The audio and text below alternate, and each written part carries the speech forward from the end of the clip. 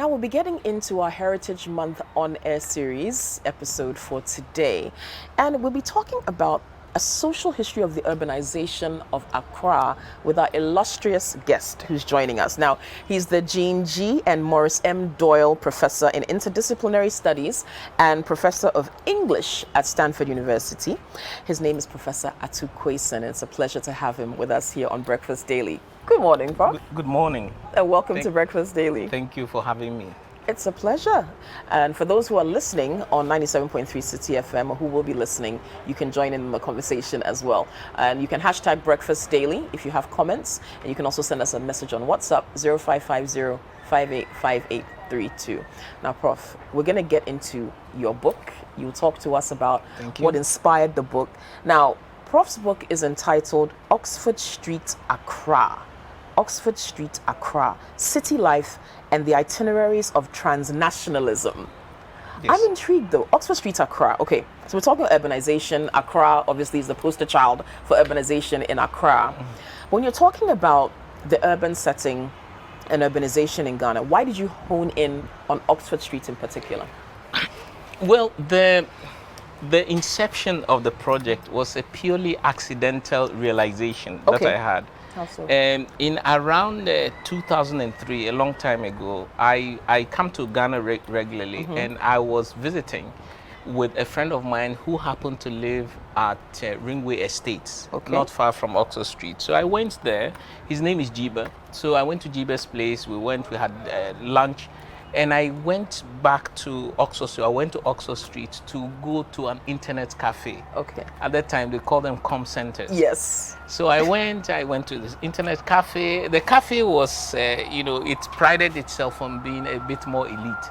So it served coffee, for us. Yes. So I went, I did my thing. And then I stepped out of the cafe onto the street, inhaled all the magnificent fumes, some not necessarily positive, on Oxford Street. And I thought to myself, this feels to me like globalization.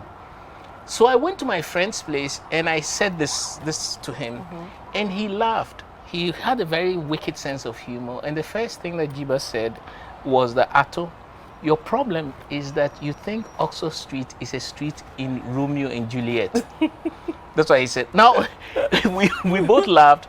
I didn't understand what he was driving at, but the thing stuck with me. Now, I understood this in two senses. One was that at the time, I knew more about Shakespeare than I knew about my own city in which I grew up, which was actually true. Many of us are guilty of that.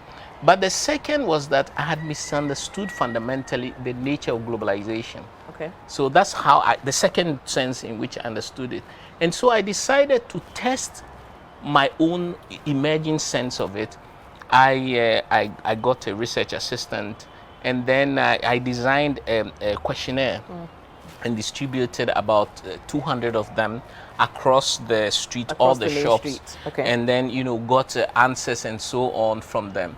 And it was true. What I had seen as globalization was globalization, but it was also something else much more complicated, complex. And it was trying to investigate that complexity of globalization and something else that led to the book. Yes. Okay, we'll get into some of the aspects of the book.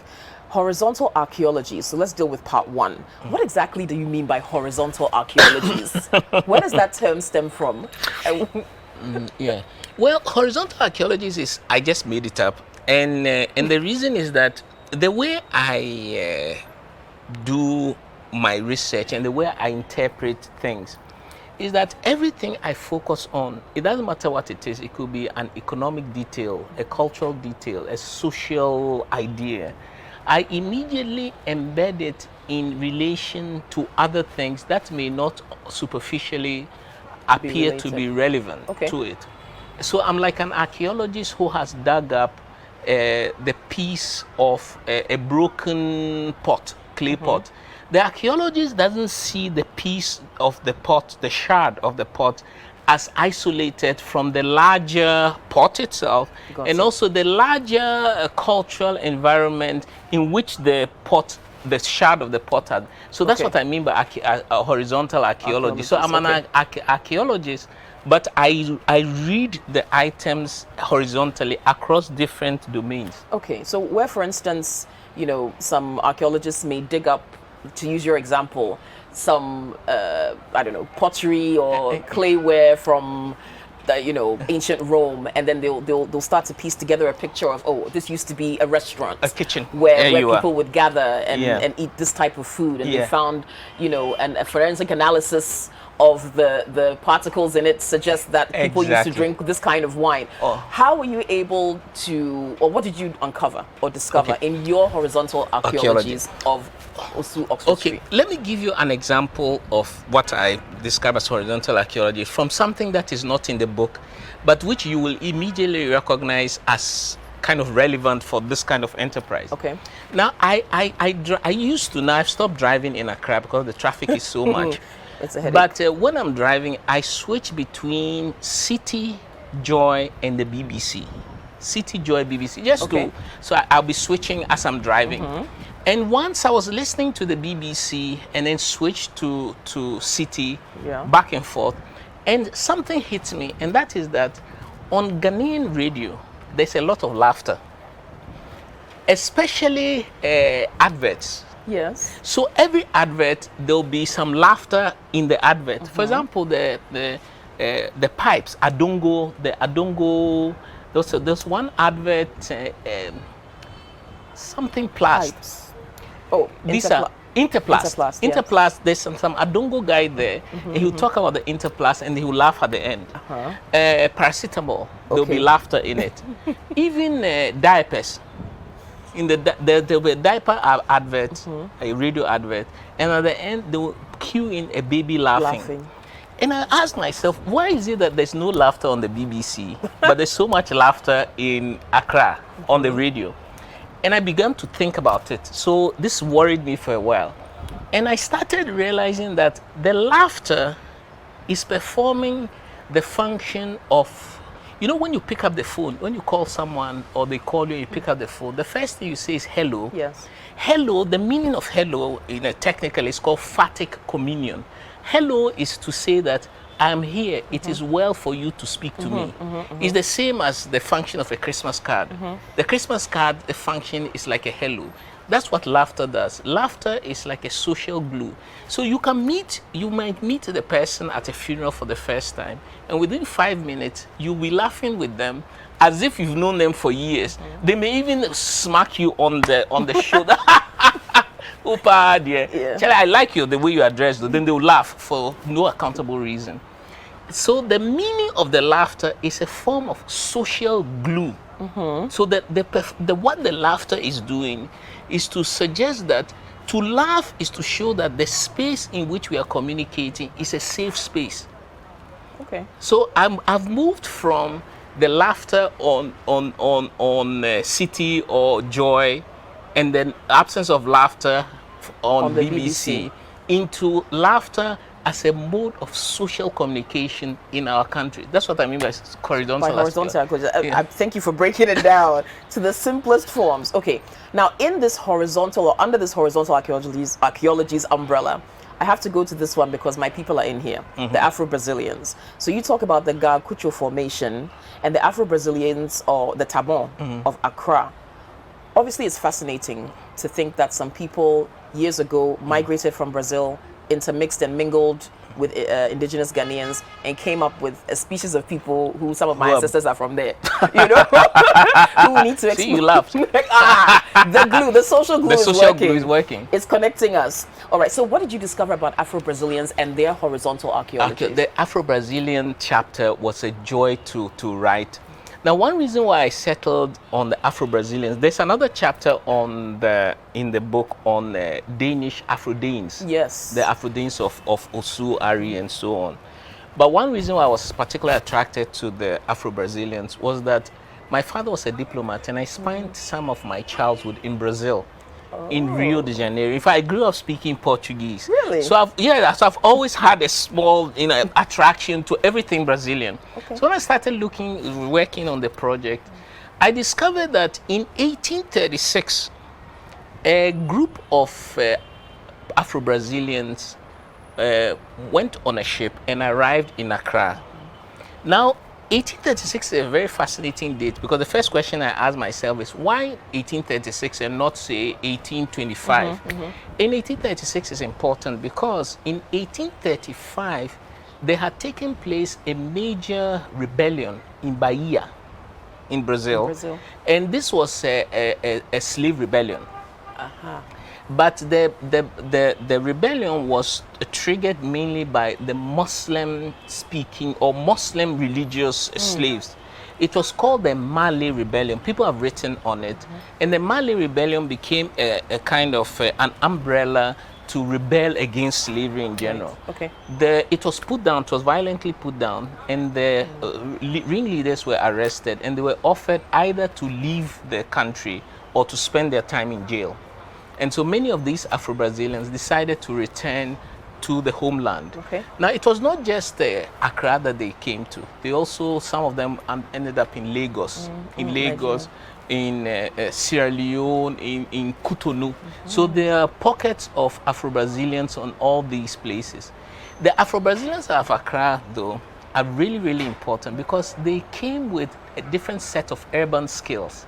The Gas of the period specialized in fishing, also fish processing, preservation, and some farming, and also salt making. Okay. The Brazilians, however, brought special skills like sewing. As you and I know, the best tailors in Accra are Mortons. Yes, Mortons. Dan Morton, yeah. Dan Morton. In fact, and Dan Morton is one of the. In fact, the Morton name is one of the first. Morton, Pellegrino, Viala, Vieira, Azuma. That's my people. Yeah. They're all Nelson. Nelson. Yes, they're all side. Afro-Brazilians. So when they came with a skill set that was different than the originally established gang. They came with, crafts. Right. So they were very good tailors and seamstresses. In fact, the first house they built was called Caesar's House.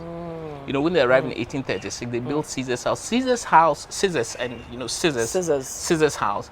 It burnt down in 1874 and was never rebuilt. But anyway, they also built a Brazil House. So the Brazil House that we have on the coast dates from that time. They were also very adept at identifying water wells, sources of water. And of course, at the time, we didn't have pipe water. So they knew, because of the way they lived in Brazil, so they were very good at identifying sources of water. The other thing is they were very great agriculturalists. And so when they came, they were received by a man called Kweku Ankara. Kweku Ankara himself was a freed slave who became a very important trade rep for the Dutch. So it was the Dutch Accra that, we had Dutch Accra, English Accra, and Danish Accra. It was Dutch Accra that received them. And they gave them, at the time, farming lands. The farming lands are Asylum Down. Today, Asylum Down, Ridge. Not far from here, okay. Yeah, the Ridge and so on.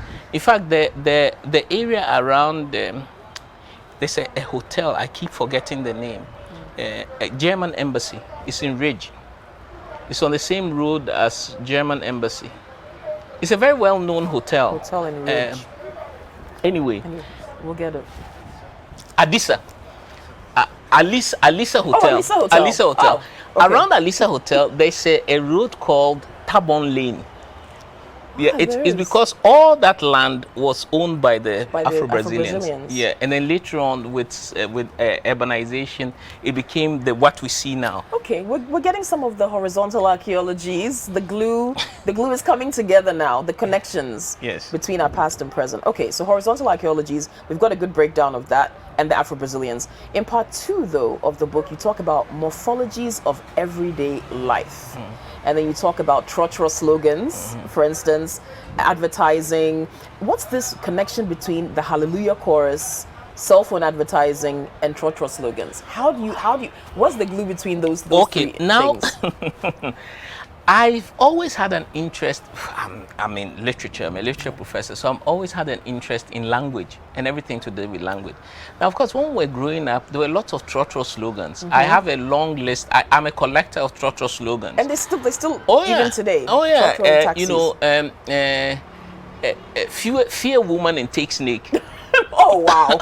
Don't mind your wife. I'm just giving you some of the slogans. And they've stuck with you. Yeah, and then they stuck with a short man is not a boy. Okay, A short man, one. yeah, a short not man. A boy. A short man is not a boy, or just Mandela, or Lumumba. There are many slogans. However, the nature of the slogans has changed over time. In the 1970s, there was a book that came out, a collection of slogans, and most of the slogans in that book were cultural slogans.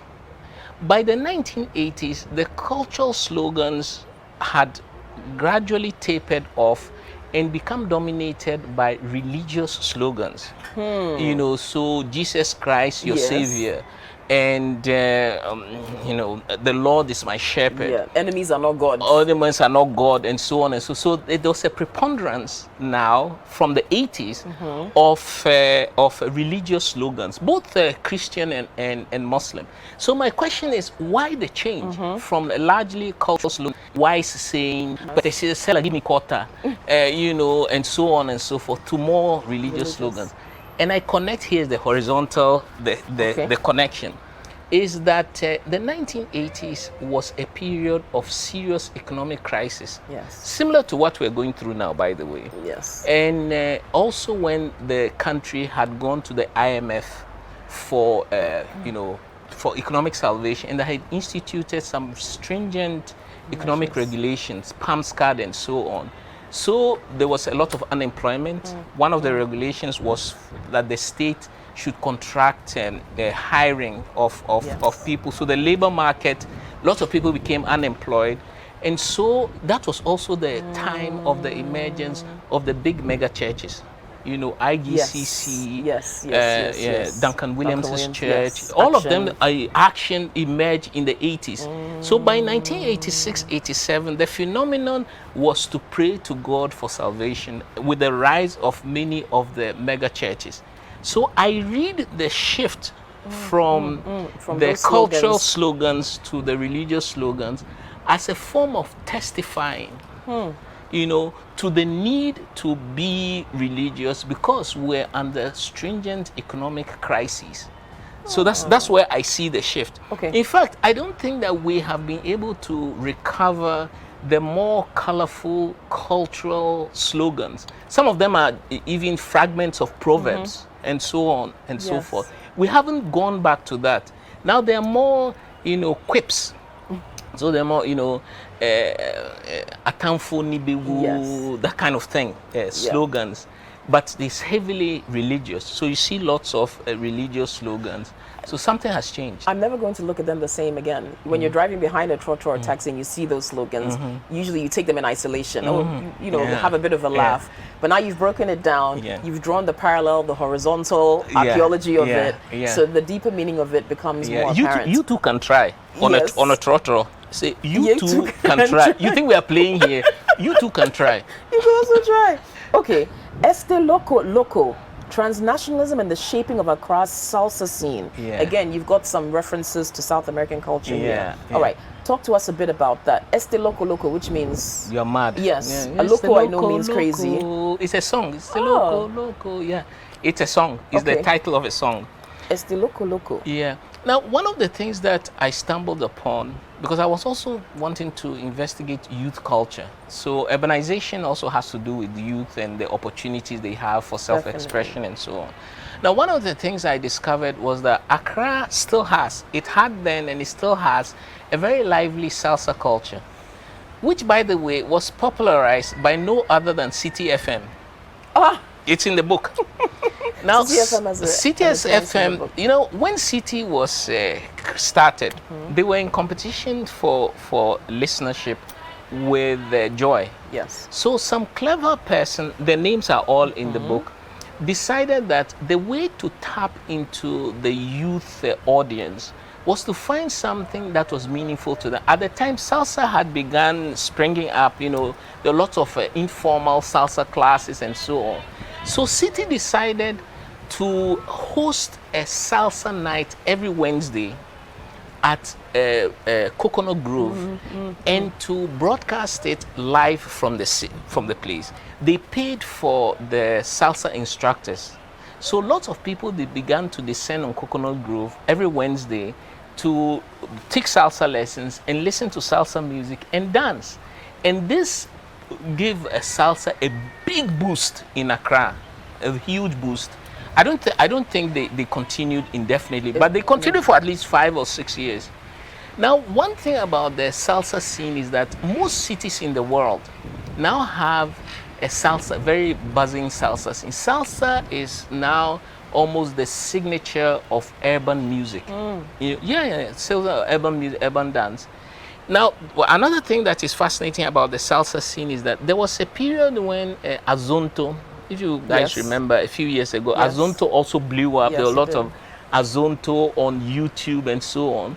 Oddly enough, Azonto and salsa, at least in the case of Ghana, are related, but they are different. Because Azonto also caught up as a very important, dance craze, dance type. But Azonto is different because Azonto, unlike salsa, salsa is a partner dance. Right. So it's more complicated in terms of the coordination of moves, the interaction between the man and the woman and so on. Whereas Azonto, you can stand in your corner and Azonto yourself to death. True. But in fact, the salsa scene is highly complicated because, as I just mentioned, it's a partner dance, but also because it connects to a whole dimension of transnational. The transnationalism comes in here, about how dances are transferred from dances and music are transferred from place to place. People don't know this, but African influence, African musical influence, have had a major impact on calypso, salsa, and so on. And you can see the trends which were also carried originally by sailors. Sailors, sailors were very important, traveling around, so playing music. Disembark in a particular place, and adopt some of the culture, take it back to where they're traveling next. Ghanaian salseros think that salsa has come back home. That's what they say. Yeah, it has come back home. No, I like that. Okay, now we're talking about his Oxford Street Accra and the elevation of Accra, and he's been giving us some insight, making us think a bit deeper about things, little things we take for granted, little slogans, little artifacts that maybe have a big story behind them. I think that's the way I would put it. Anything that you see is of interest if you look at it properly. It's interesting because it almost seems that a lot of the things we pick up culturally in this new urbanized Accra are a bit transient. So something becomes a fad. And it comes for a period of time, then it goes away. Suddenly goes away. The question is, does it truly go away, or does it evolve into something else, thereby continuing the horizontal archaeology, thereby continuing its life? So do we now need to think of some of these trends and fads as not a trend or a fad, but another piece in the puzzle of continuing a story? That's a very good way of putting it, because what seems to pass away, and you're perfectly right, may evolve into something else. Let's go back to the Azonto. Yeah, because now, that was like a fad. It was like a fad. But now I'm like, was it a fad?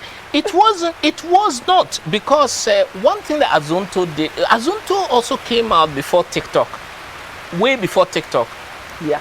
But Azonto, one trend that Azonto established is that it led to people all over the world putting out videos, some not Ghanaians. Nigerians had their own Azonto, Jamaicans had their own Azonto. I even saw Azonto on TV, on American TV. The person didn't say it was Azonto, but he was Azontoing.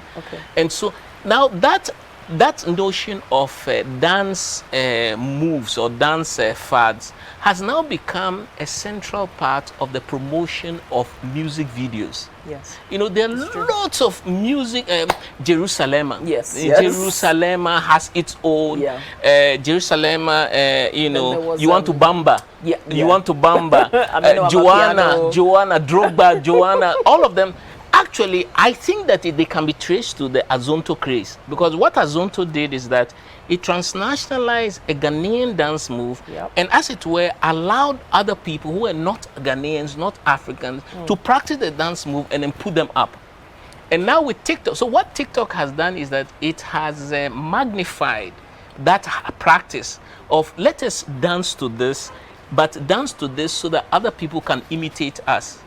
Azonto, I think, must be registered not just as music or dance, but as the inception of a whole urban culture of dancing for other people to enjoy.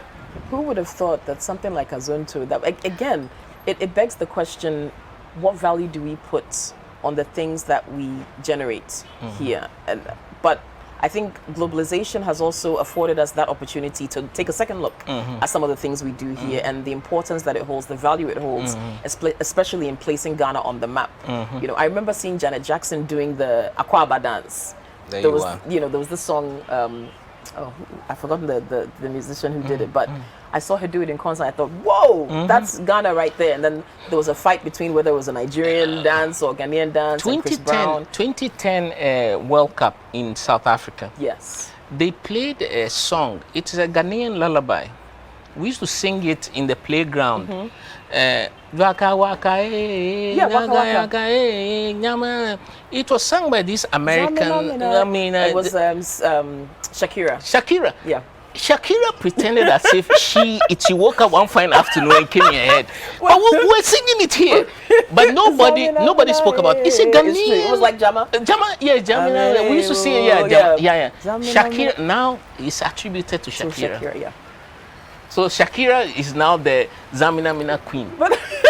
But that's what I'm saying. We come up with these things. The genesis might be here, but then someone else runs with it, and we're left we don't pay attention to what we have.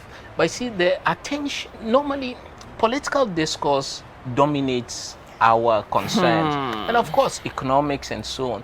But there are lots of things that we are producing which seem, as you use your word, ephemeral, but they are actually not. They transform into other things, and then they become globalized. The Zamina Mina song is a good example. And of course, because it was World Cup and it was played all the time, it became, I think she made quite a bit of money out of it. I'm sure. Yeah. I mean, people even still play it now.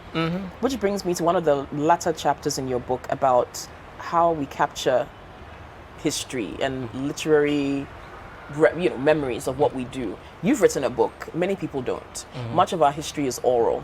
What do you have to say about preservation of our history and the literary sources that are available to document some of these things, which, if we're not careful, will pass another generation by?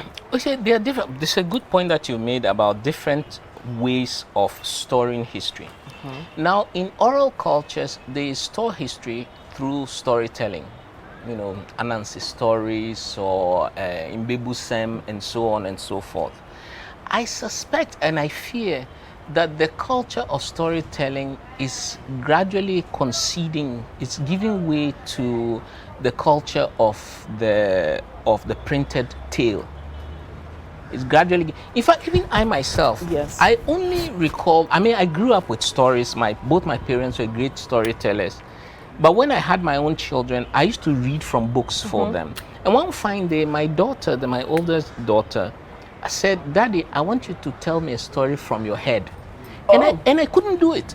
Really? I couldn't do it. I was fumbling because it's a skill that you have to practice it. You have to practice it. So I went back to my childhood memories and started thinking, how were stories told to become successful so that you wanted it more? Even if the same story was told 12 times, each time it will be different. Yeah. Therefore, the storytelling world is a set of skills that need to be constantly rehearsed. And I fear that we no longer have that sitting around the fire. And you don't need to sit around the village fire. It can be a practice at home. And so, but this is a way not just of storing history, but also of storing values. You know, so the story about Anansi climbing the tree with the pot of wisdom in his back.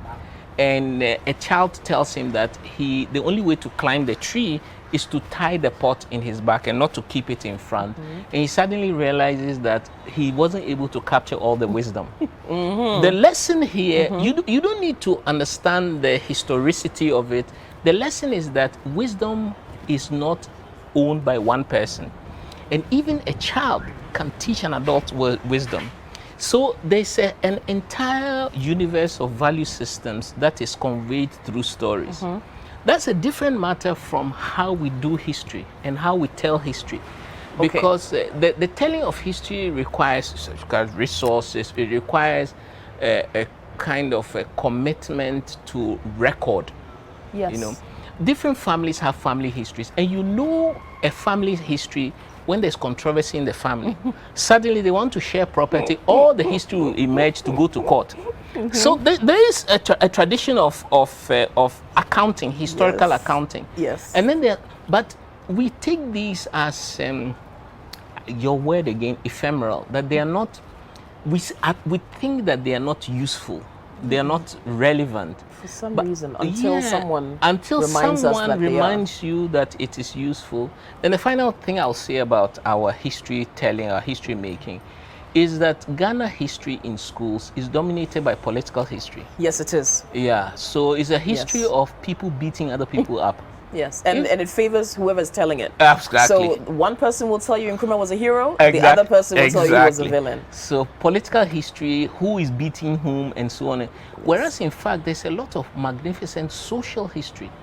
Which we're losing. The history of your beautiful Ntama, you know, your Dumas Papebi, and how you have dressed and the way you put it together.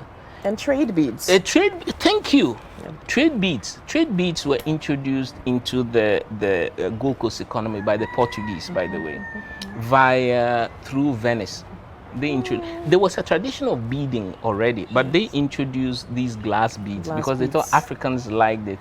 And there was a phase when beads were a unit of exchange, very important, along with cowrie shells. Very valuable. So on. But these stories, so they're stories of beads or Ntama, they have a history, but we don't tell it. We don't pay attention to it. We are not particularly curious. So it just passes us by, and someone have to come and then write a book on it. And write a book called Oxford Street Accra, City Life and the Itineraries of Transnationalism. Look, Professor Quayson, where can people find your book?